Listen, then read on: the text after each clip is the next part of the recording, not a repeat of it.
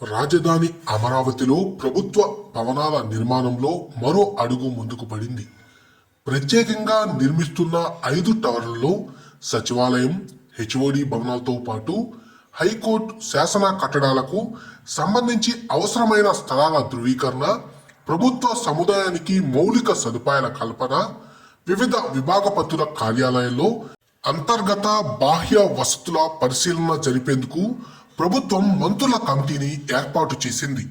ఈ కమిటీలో సభ్యులుగా పట్టణాభివృద్ధి శాఖ మంత్రి పొంగూరు నారాయణ, ఆర్థిక శాఖ మంత్రి పయ్యావుల కేశవ్, రోడ్లు భవనాల శాఖ మంత్రి మండిపల్లి జనార్దన్ రెడ్డి, వైద్య ఆరోగ్య శాఖ మంత్రి సత్యకుమార్ యాదవ్, పౌర సరఫరాల శాఖ మంత్రి నాగండ్ల మనోహర్, పర్యాటక సాంస్కృతిక శాఖ మంత్రి కందుల దుర్గేష్ తో కూడిన మంత్రివర్గ ఉపసంఘాన్ని ఏర్పాటు చేసింది.